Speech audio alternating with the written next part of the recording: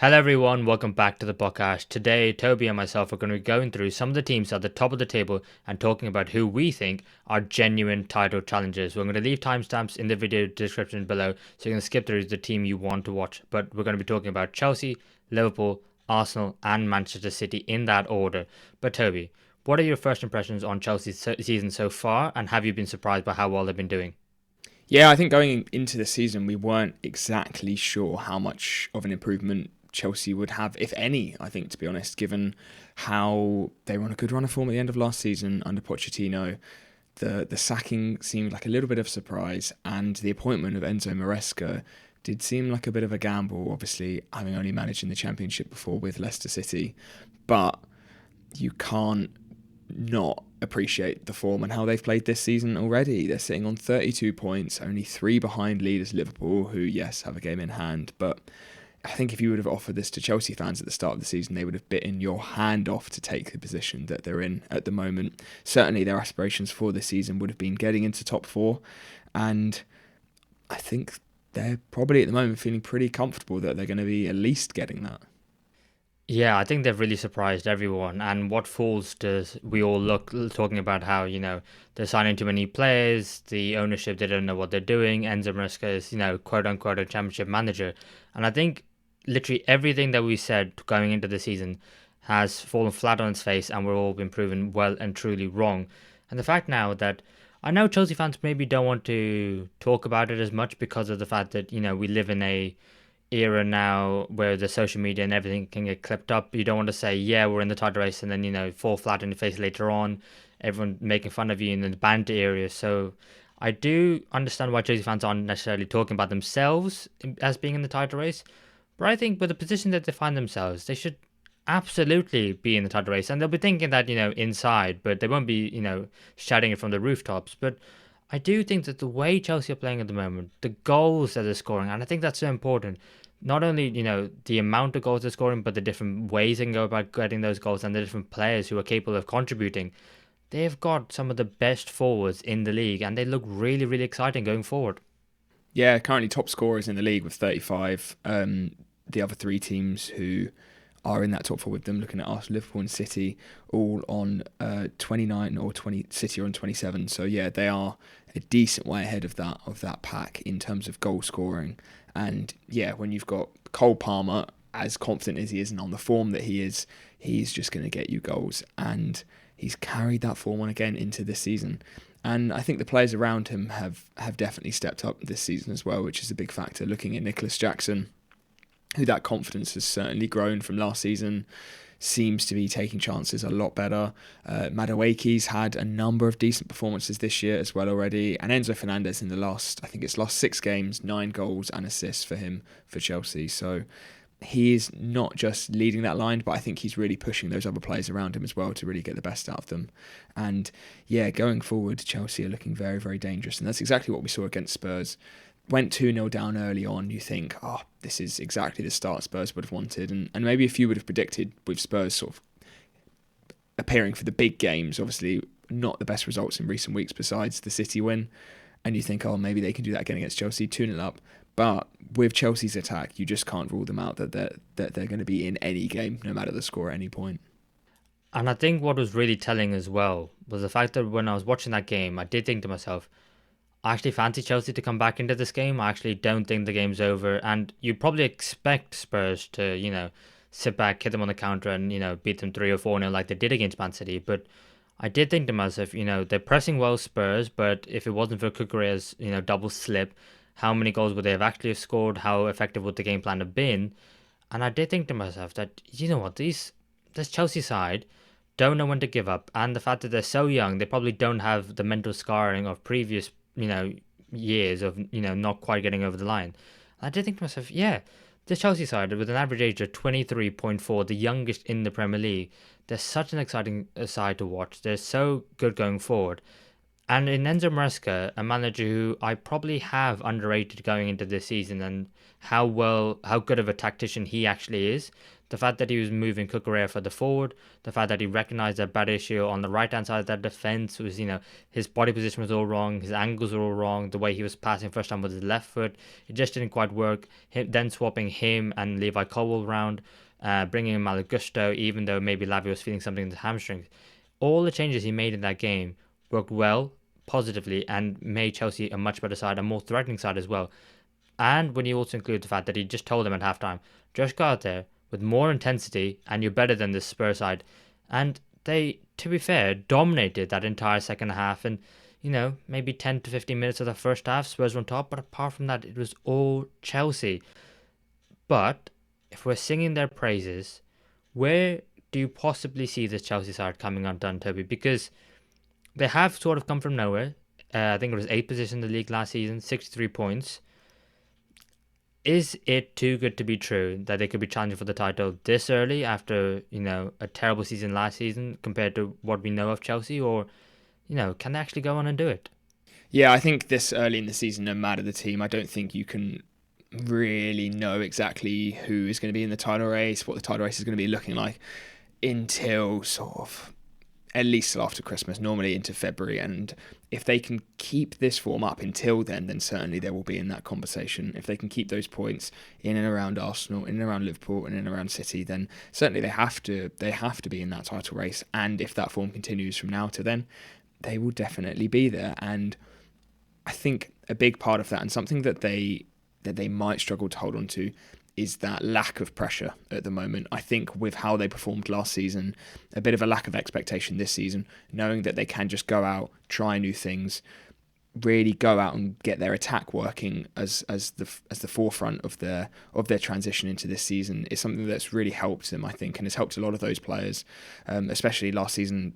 Sort of new signings with Caicedo, Fernandes, obviously season before that, and Jackson. I think there was a lot of pressure on these players, and this season, whether that's down to Maresca's man management or just the situation the club is in, it does feel like a lot of that pressure has been lifted off these players. And whilst that may be the case now at the start of the season where things are flying high, when we do inevitably get to those last few months of the title race and the pressure does go onto Chelsea for the first time in a few years, it'd be interesting to see how these players react and whether they can still perform as well as they have been. Yeah, and especially, like I said, with the age of this Chelsea squad, if you think about who the leaders are, I mean, obviously the captain is Reece James, but he's never fit. So while I'm sure he's a great presence in and around the dressing room, he really needs to be leading by example on the pitch as well. That's really what you want from your captain. I then think about, vice captain Enzo Fernandez, great run of form at the moment, didn't start the season so hot. I then think about Moses Caicedo, done fantastically well, so far this season after the back of last season where he came in for a massive transfer fee, the British record transfer fee it was, I'm pretty sure it was, and, not starting off great, having a few niggles. There's not really, I think I've talked about it before, there's not really like a Thiago Silva kind of figure in that dressing room, someone who's been there, done it. But sometimes it, maybe the collective is better than, a single individual. Maybe they can learn and develop together. And while the Chelsea side is probably going to be around for a couple of years, continues improving season on season, I do think that there is an opportunity this season with Manchester City dropping off, with Arsenal not looking, so great at the moment, with Liverpool under a new manager. And like you said, Toby, what I think was really important, the lack of pressure on them at the moment. Do you know what? Just grab the ball by the horns and just go for it, because why the hell not? And I do think that the Chelsea side could cause, a little bit of an upset. I do just think, though, not just the leadership, that defence, I mean, the frailties at the back, it does worry me a little bit, and that's where I do think that Liverpool and Arsenal are probably a little bit better. Yeah, I would probably go as far to say Arsenal and Liverpool are significantly better. I think they have a lot more experience in their back line.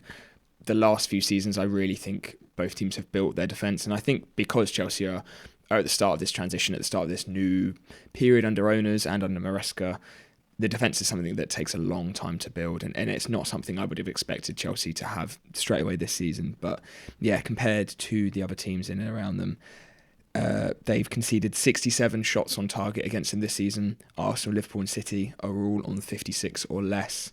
They have the lowest aerial dual win percentage.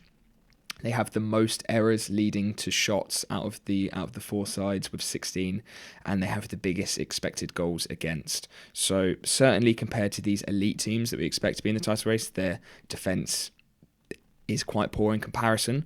But to be fair to Chelsea, compared to the rest of the league, it's not awful. It's not like they're scoring so many goals but conceding so many. They are sort of around 8th, 9th, I would say, defence in the league in terms of statistics. So it's something that they don't need to fix immediately, I don't think, but just something that I think gradually, as the seasons go on and as they spend more time together, that it will improve. So yeah, it'd be interesting to see as well how those numbers change as the season goes on as well. Yeah, time is on Chelsea's side in terms of seasons and the squad. We're playing together, getting used to each other and growing together. But for this season, do you think the defense is good enough? I think because of the way that they're attacking and the goals that they are scoring, it could be.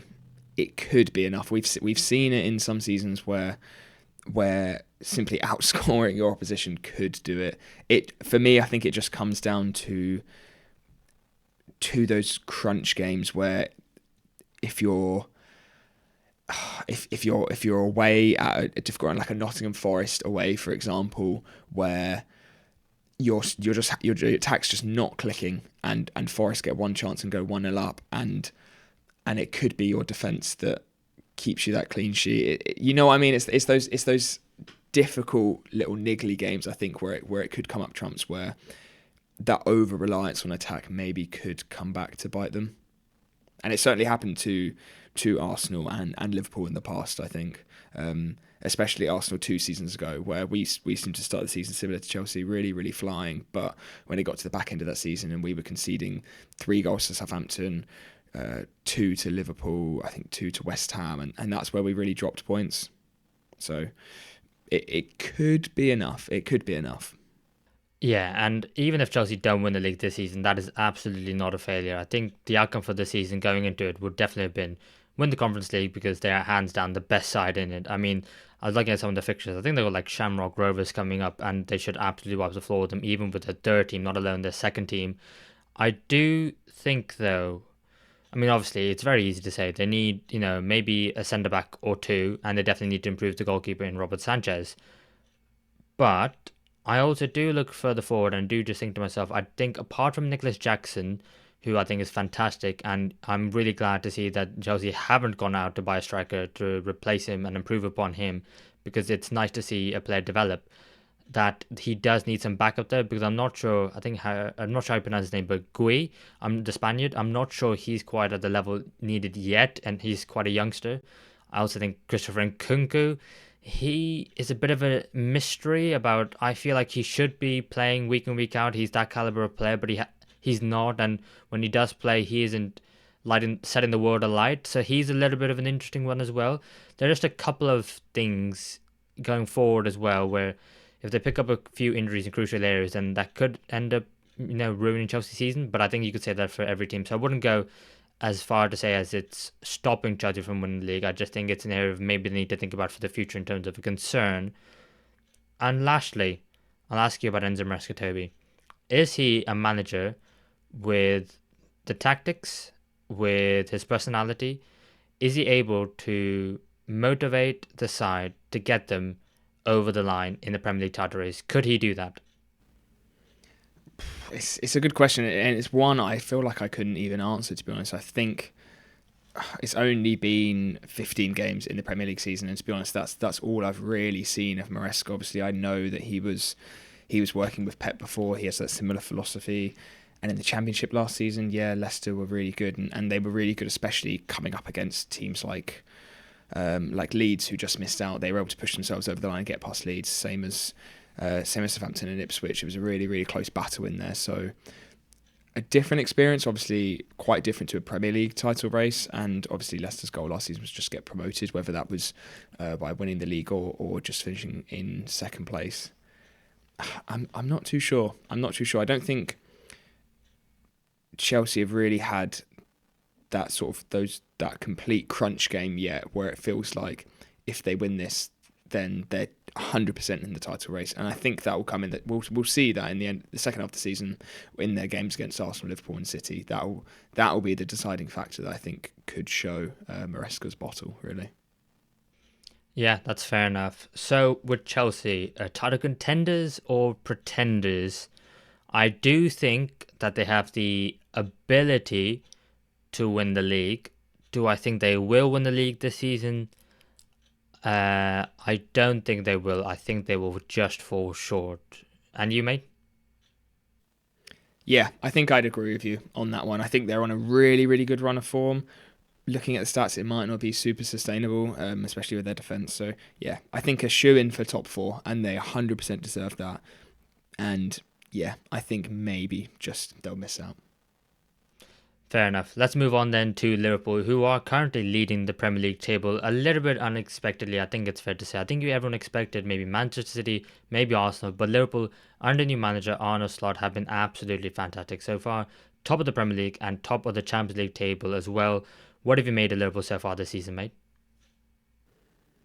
Yeah, they've been nothing short of exceptional. As you said, top of the Prem, top of the Champions League. Mo Salah, top of the world, best player in the world at the moment. Couldn't really ask for much more. I think a lot of people really wrote Liverpool out just because of that change in management. I think people thought that with Klopp leaving, maybe the motivation of the players would completely drop. Maybe the style of play would be too much to change too quickly.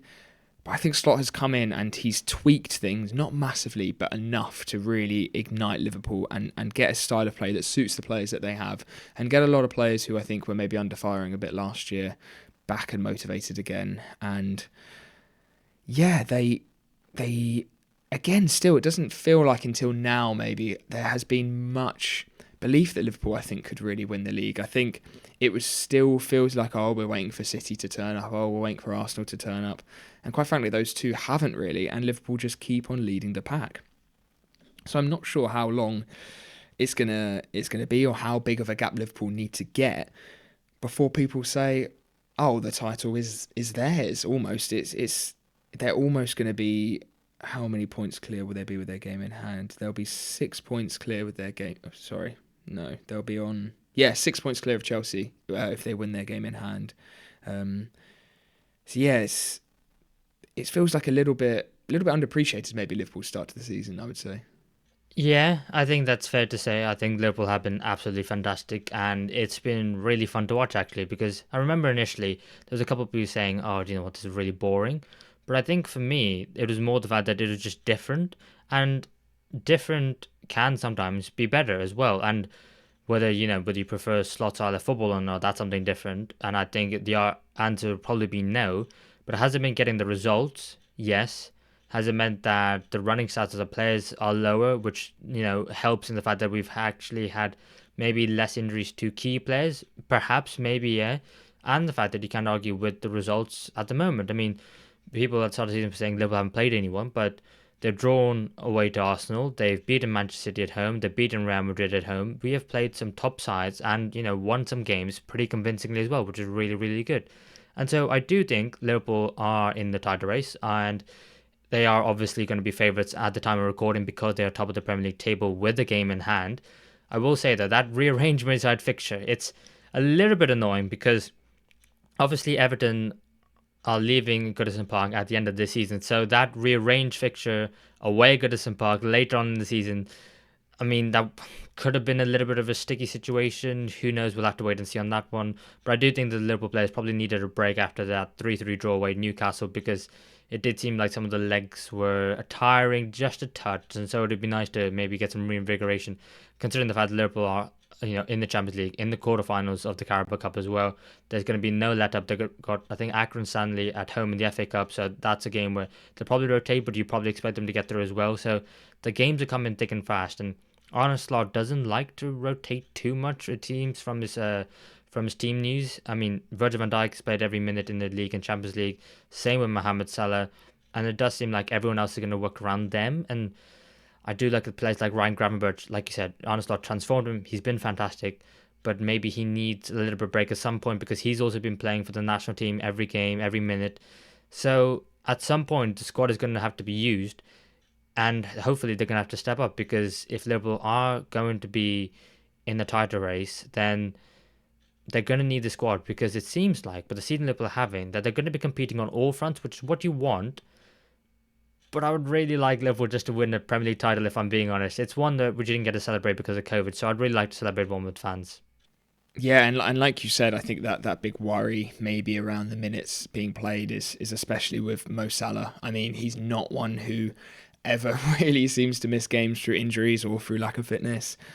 But this season especially, it feels like maybe there is a bit of over-reliance on Mo Salah in the attacking front. 21 goals and assists combined in the league this season.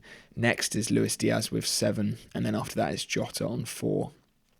So there is a huge gap in terms of attacking output amongst those Liverpool forwards. And I think over the stretch of the whole season, a few of those players around him are going to have to step up for this form that Liverpool are under, I think, to be sustainable for the whole season. Yeah, absolutely. And I mean, I think it's similar to Chelsea. If Chelsea lost Cole Palmer, then I think they wouldn't be the same side. If Liverpool lost Mohamed Salah, they would not be the same side. But I think the issue is because you expect all the other players to, drop off a little bit. Sometimes their form isn't great, sometimes they might get injured, but you expect Mo Salah to deliver every single game week, and you also expect him to score every single game week. So that's the pressure, and he's a world class player, so he doesn't mind that pressure. But if he were to get injured, it happened last season, for the first time in his entire Liverpool career, he got injured for a lengthy spell of time. That's a key worry. But in terms of Liverpool and in terms of how they play football, I actually don't see any weakness bar one. And I will say it was the Nottingham Forest game at home when they lost 1-0 it was the first game back after the September international. And I saw shades of that against Aston Villa at home, which Liverpool did win 2-0, but both goals were from counter-attacks, which I did think Aston Villa were a little bit naive considering how good of a counter-attacking side Liverpool are. And it is the fact that when you come to the Anfield and when you sit in the low block and you make it difficult and you don't try and pass out from the back, you just try and hit a target man. I mean, Chris Wood in that game was really, really phenomenal. And then I think Unai Emery, Aston Villa didn't quite have that cutting edge going forward, but Aston Villa in that game, how they set up, did really nullify Liverpool. And it was one where if we didn't get that early first goal against Villa, that could have been a much more difficult game than it actually was.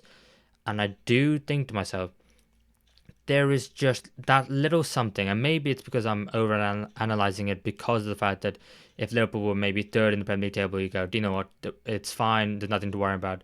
But because Liverpool are top of the table, there's more eyes on them, there's more scrutiny on them.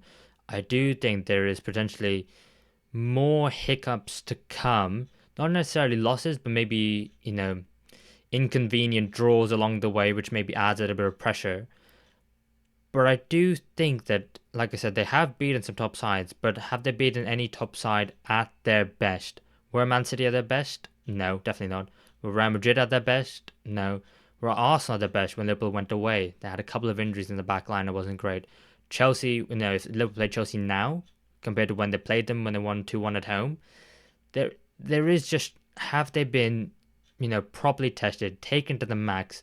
I think that's the only thing that I need to see, really. That and the fact that I think there is potentially a hiccup to come in terms of form and also a difficult team who could just have Liverpool's number.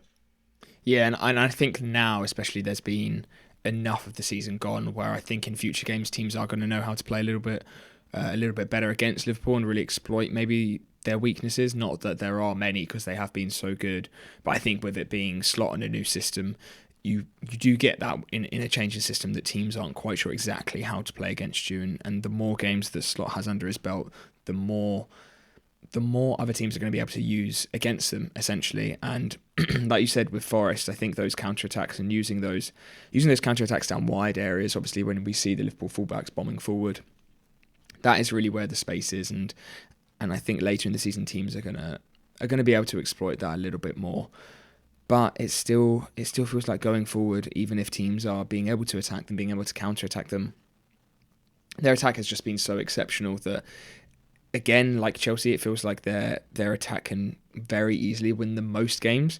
But the added bonus for Liverpool is that their defence still has been so good as well. Only conceded 11 goals in the Premier League this season, and for a number of games, I think they'd only conceded 6 goals in, I can't remember how many games it was, maybe 10 or 11. It's only been the last few weeks that number has shot up. And yeah, they have been very, very good on both ends. And they've again like Chelsea, it feels like people are waiting for this form to drop off. And how long does the season need to go on before it's not classed as form and just classed that they're having a really, really good season? Yeah, it is a good side with some world class players in it who are more than capable of going on to win the Premier League. I think that's the difference with Chelsea is because we've seen some of these Liverpool players go on and win the league, and so they have that experience, have that knowledge, and they have been at this level for a long, long time. So we can comfortably say they are world class. Where we're potentially waiting for some of these Chelsea players to become world class if they're not already. I do think in terms of contenders or pretenders, Liverpool are contenders. They are genuine contenders for the title race. Will they go on to win it? I really can't tell. Liverpool will do something this season. I think I, I'm fairly confident Liverpool will win a trophy this season. If it's the Premier League or not, I'm not sure because I think this title race the season's just really, really weird and it's very hard for anyone to predict. I think everyone's being incredibly reactive to every single game week because no one really knows what's going on. You've got so much quality in the other teams in the league that, Liverpool can beat Bournemouth 3-0 at home, but then Bournemouth can go beat Man City and Arsenal. This season is really, really weird, and I don't think anyone can really call it. But I think it's fair to say Liverpool are contenders, right? Yeah, 100%. They're definitely title contenders for me. Again, like you, I just don't know. That honestly, Liverpool could go, like you said, go on a run in February, March where they lose 3 games in a row because a lot of the teams in even mid-table or low mid-table are still really strong and can do so much damage. But yeah, I think certainly more title contenders than Chelsea, has to be said, given their points and, as you said, their experience as well. And I think they'll when that title race forms, when we get those teams in the running, I think Liverpool will certainly be in there. Yeah, fair enough. So Chelsea will just about not quite make it, but Liverpool are very much title contenders. Let's move on then to Arsenal, your team, who we were talking about, the Arsenal Fulham game on the weekend before it kicked off. And we're talking about the fact that, last season Arsenal did drop points to Fulham. They lost 2-0. And then as the game kicked off, you thought to yourself, the team, it's not necessarily great, but, Arsenal have injuries. You probably expect them to get the job done. Fulham then go 1-0 up. And then you go, oh, God, is this going to be another, one of those games where Arsenal drop points? They get back into it. They have enough chances to go on to win the game, but they don't quite get over the line. Where are you sat on Arsenal at the moment? Like, it's a weird one, isn't it? Because in terms of the manager, the players, Edu leaving, it just feels a little bit weird at Arsenal at the moment. Could you shed some light on it? Yeah, it's been a very shaky start to the season, and it's been hard for them to get going and get a good run because we just had these silly performances where we've just played really badly or mistakes like with Saliba with the red card in the Bournemouth game, and it just feels like we haven't had any momentum. And when you're going for the Prem title, you need that momentum in the season by now, and it feels like it's been up and down, up and down. It felt like after the last international break we had two games on the trot. We had the West Ham and the Forest game that we won very comfortably. And then it seems to be crashed back down again with this Fulham game. And I think the positives that we saw last season are still there. I think defensively we're still very, very good, even though our conceded numbers are higher than they were last season. I think expected wise, and I think in terms of danger of the opposition wise, I think we have done really well in restricting that, especially given the injuries we've had to our back line. But a lot of the problems, I think, are just going forward. And it just, again, like we had at points last season, with that over-reliance on defence, it just feels like we're struggling to create chances, struggling really to get any sort of free-flowing attacking football going. And part of that at the start of the season, we said was down to Martin Odegaard, but now he's back in this Fulham game.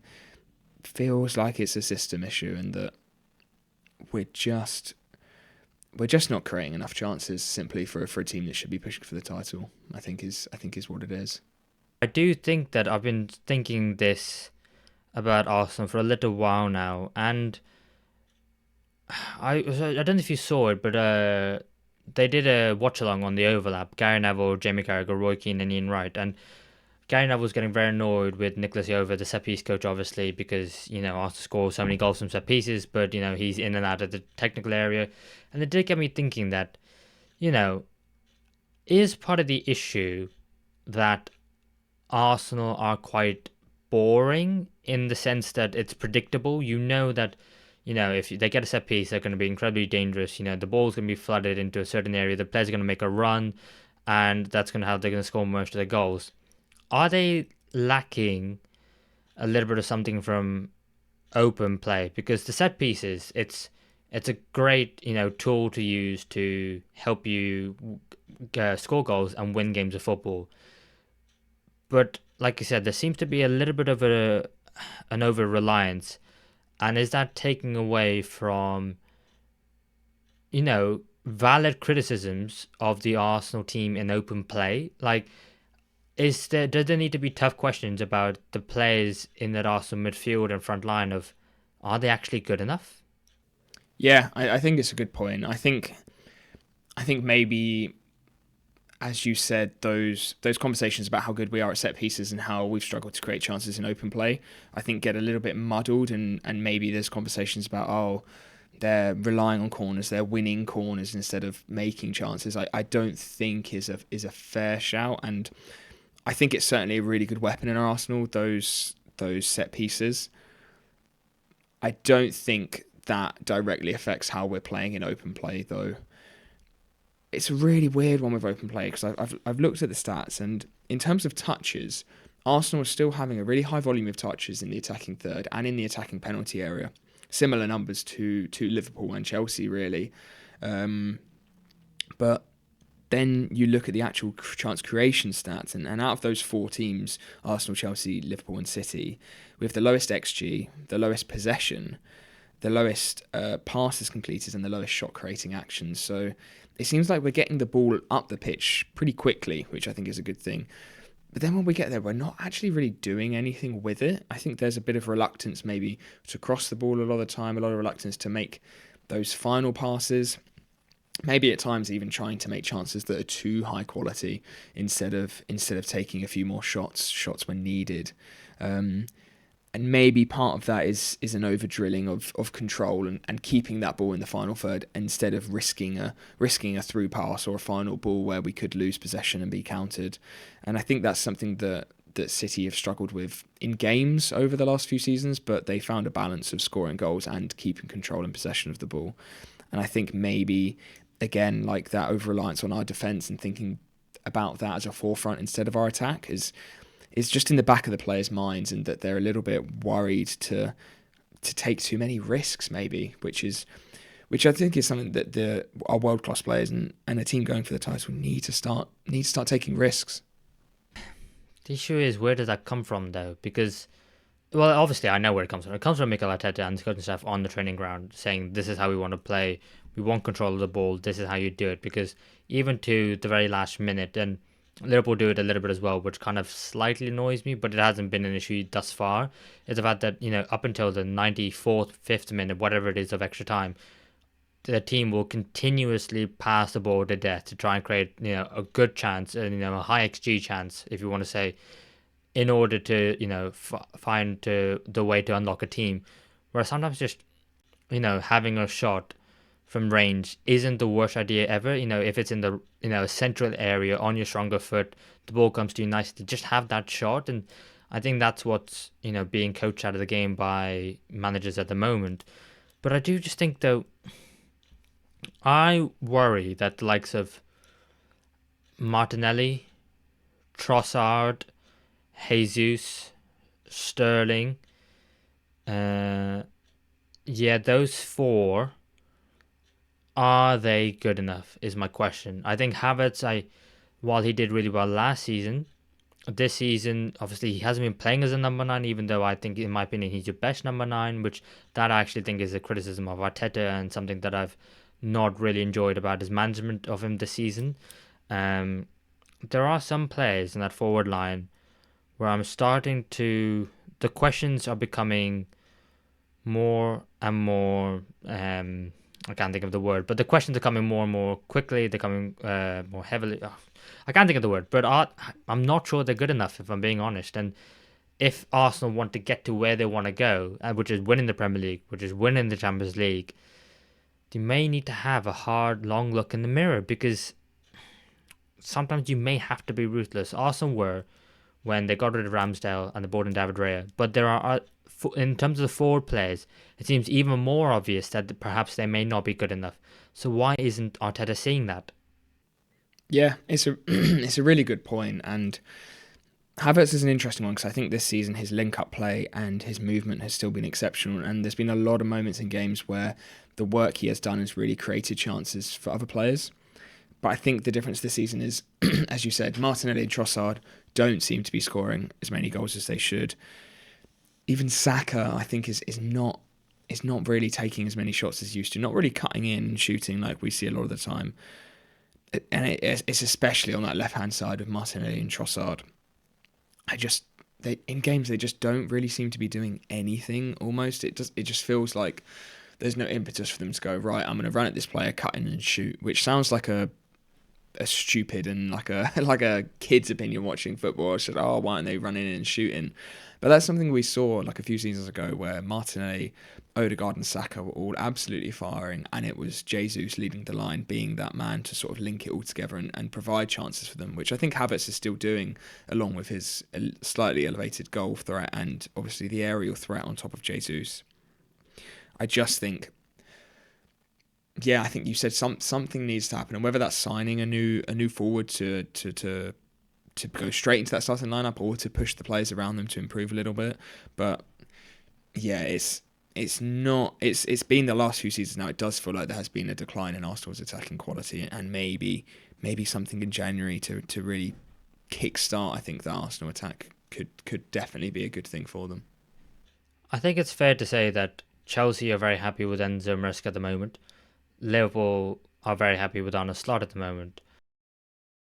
There are, and I'm seeing more and more questions of Mikel Arteta, his decision making, his decisions to play players out of position, his decisions to start some, not others, his decisions in game of what he changes and what he decides not to change. Where do you personally stand on Arteta? Because this, well, it was meant to be last season, where Arsenal were meant to like probably compete with City, and they did. But it's meant to be this season of, okay, eventually you got to cross that hill, you got to finish that mile, you need to, whatever analogy I can think of, you need to, get yourself over the line. And where do you stand on Arteta at the moment? I mean, I think he's a fantastic manager, and the work he has done to build us from where we were to where we are now is exceptional.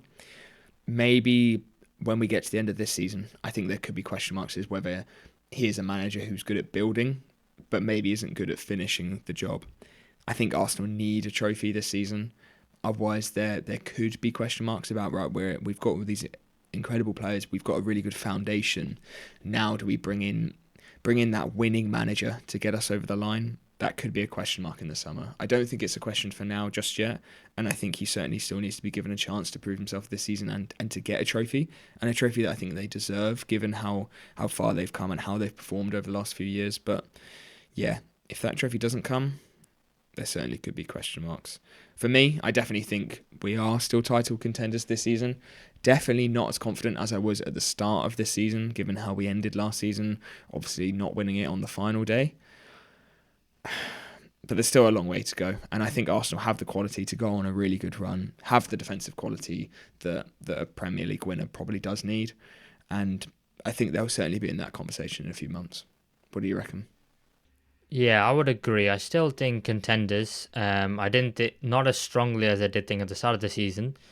I just don't see where the fluid attack and play of the back end of last season has gone.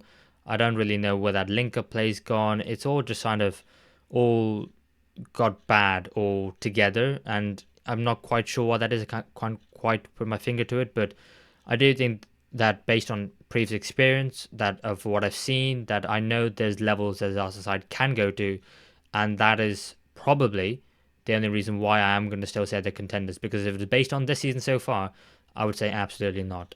But talking about a side who may not be contenders, Manchester City. Who would have thought we were saying that going into this season? Currently fourth in the Premier League, and it's been a bad couple of months for Man City. I think it all started with that Tottenham game when they lost in the Carabao Cup, and now, since then they've been on a horrendous run of form.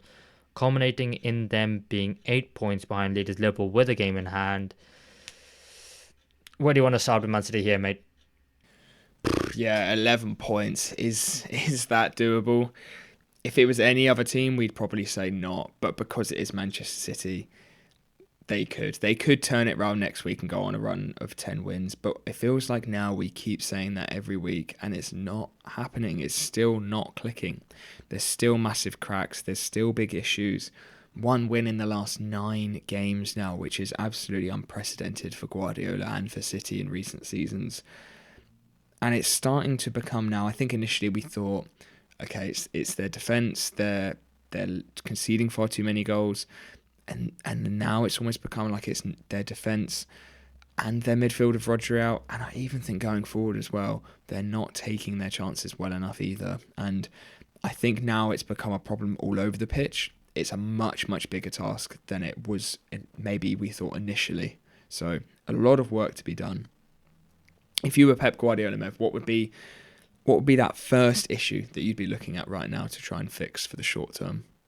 I'm glad I'm not Pep Guardiola because he looks like he's had enough. What would I do? Obviously, he needs some more physicality in the midfield. He needs a bit more legs.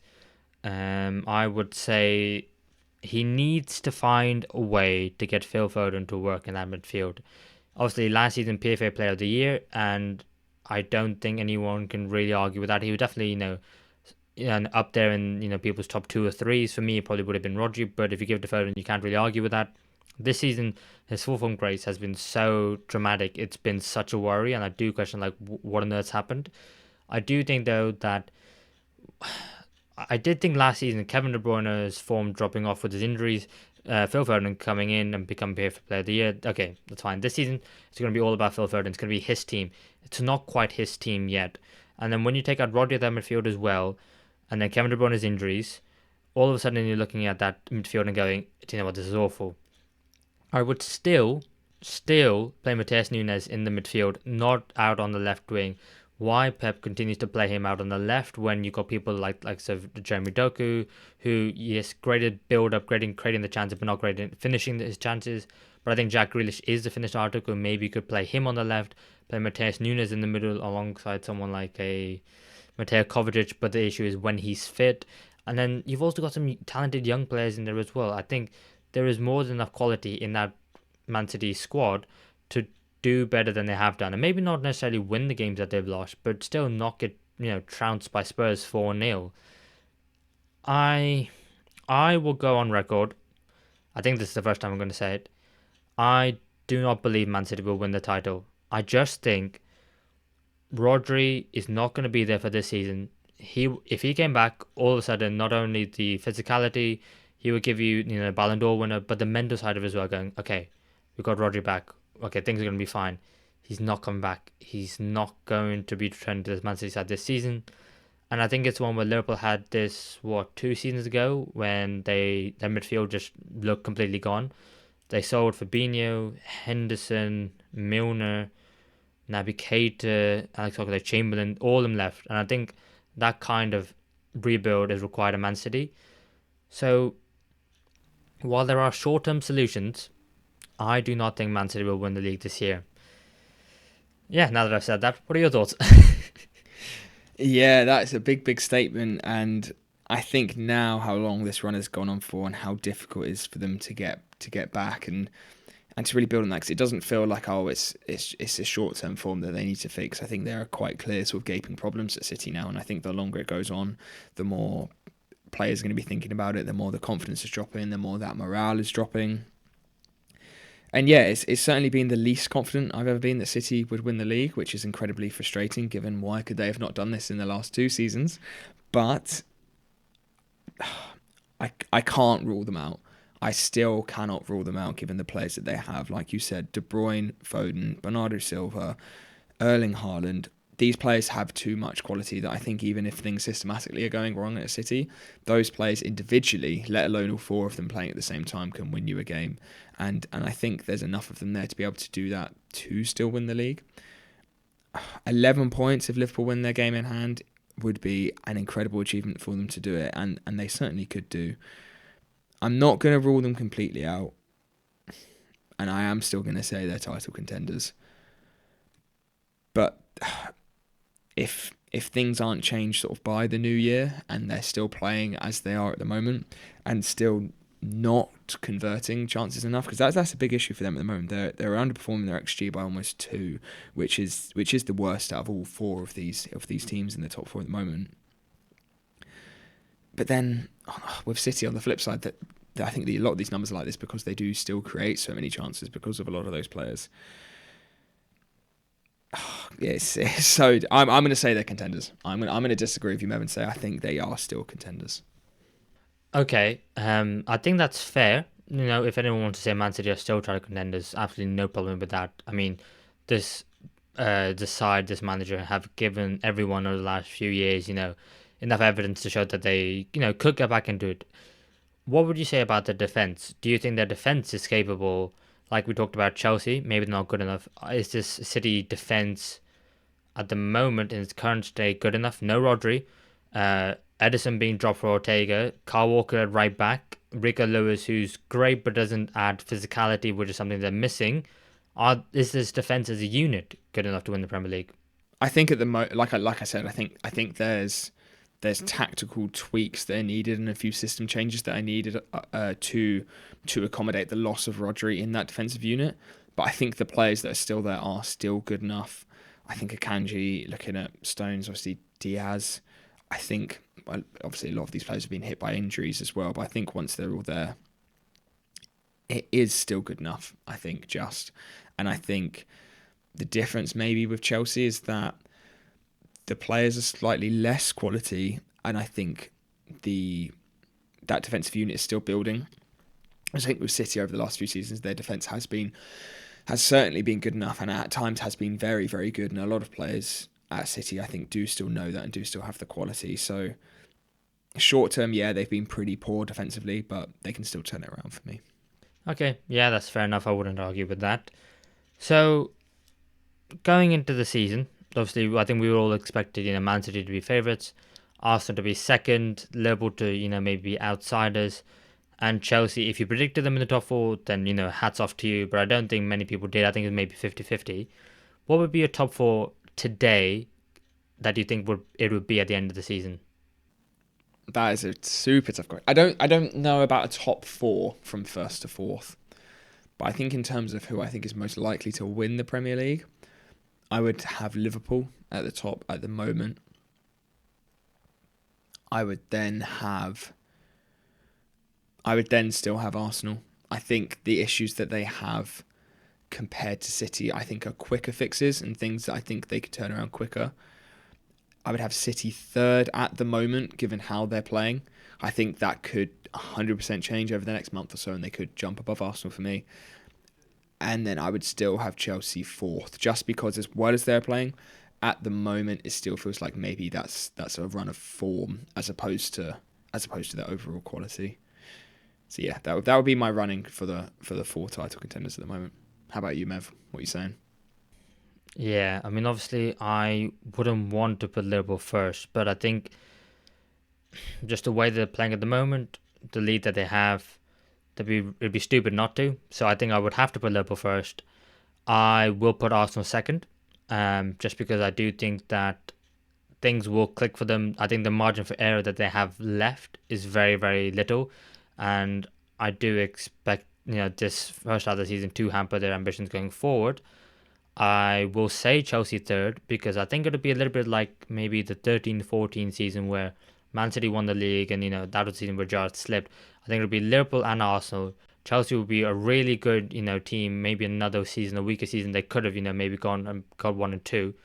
Chelsea third, and then Man City fourth because I just don't see them recovering enough to even really get themselves back into a position where they're 5 or 6 points within the reach of first, because I think once they're like that close, then I think the fear factor comes in. But I think the silver behind, they won't catch up. So that would be for me. Liverpool, Arsenal, Chelsea, Man City. Let us know what you think in the comments below. Who would be your running order at the moment for who you think will win the Premier League and how the top 4 will finish. But on that, shall we move on to the quiz? Yeah, let's get into it, mate. Guess the club. We'll be giving each other 5 players who have all played for the same team. The earlier you get it, the more points you get. 13 rounds of the quiz done so far. It's absolutely flying by. Mev is on 28 points, and I have a slender lead of 3 points on 31. Yeah, and the question is, who wants to go first? Do you remember what we did last week? Did I go first? Do you go first? I think I guessed first last week. So that means it's my turn to guess first. Yeah, I'll be giving you your players first this week, yeah. All right then, go on, mate. Okay, so your first player for 5 points is Samir Nasri. Samir Nasri, former Arsenal, Man City. Pretty sure. I'm pretty sure Monaco as well. You wouldn't go for City. You wouldn't go for Arsenal. It'd be too obvious. Where did Nasri go after Man City? Maybe it was New York. Can't quite remember. But I will go for... Yeah, let's go for Monaco. It is not Monaco, unfortunately. No 5-pointer today. Your second player for 4 points is Carl Jenkinson. Oh, Jesus. Carl Jenkinson. Surely I'm going to Arsenal, have you? So, he was at Arsenal. He was at Birmingham City. He was at Reading, I'm pretty sure.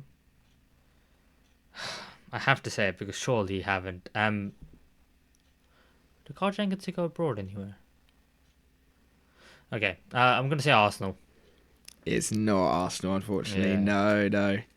I feel like you would have kicked yourself maybe if it could have ended up being them if you didn't go for it. Yeah, so yeah. That's fair enough. Okay, your third player for 3 points is Jermaine Defoe. Oh, God. Defoe. It's Tottenham? Not Tottenham.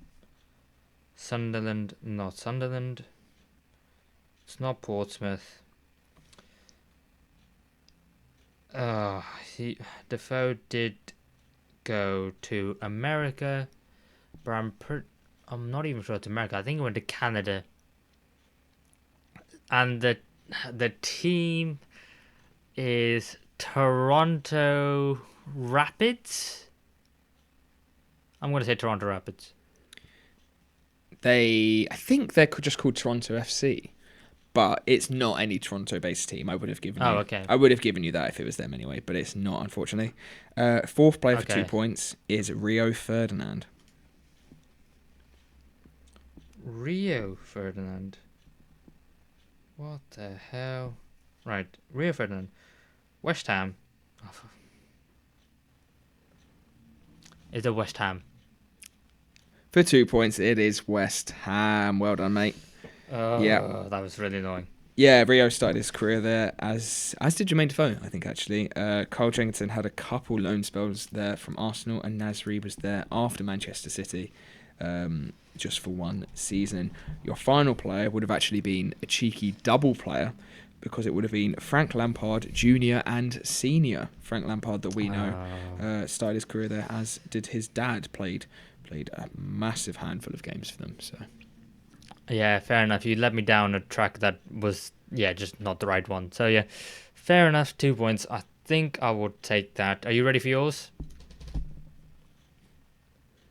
I certainly am, mate. Yep. Okay, I'm not sure what order I'm going to do this. I've just got 5 players. But let's start off with, for 5 points, Jose Altidore. Jose Altidore, okay.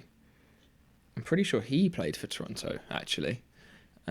He also did Sunderland.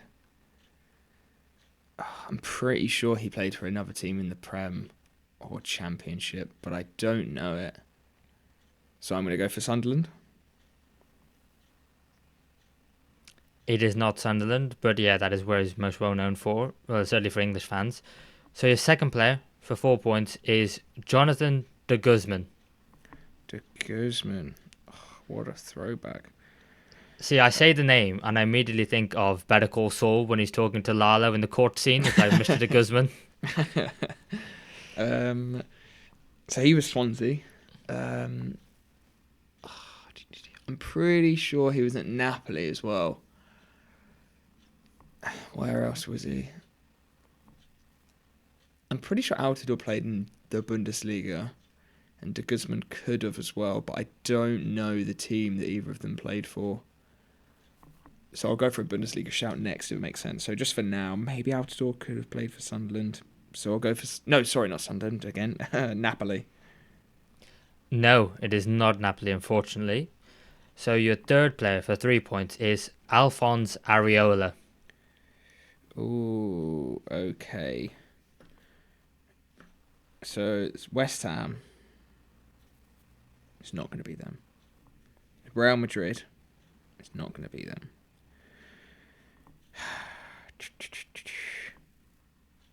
PSG.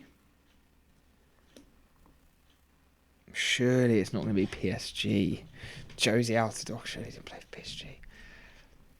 Was Areola in the Bundesliga? I don't know. I've got a picture in my head of like Frankfurt or Mainz or Freiburg or something like that, but I don't think so. Maybe it's Areola's French, isn't he? So it could be another French team.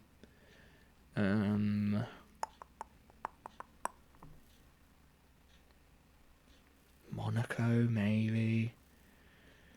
It could be PSG. There's no way Josie Altidore played for PSG.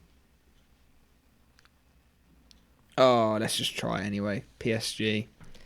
It is not PSG. No, He's fallen down the rabbit hole I wanted him such to. a terrible guess. So your fourth player for 2 points is Jose Perez. Okay, so he's at Betis at the moment, and he's actually balling. I'm pretty sure... I thought of this for Areola. And to be honest, I kind of thought it for Josie Altidore at the start.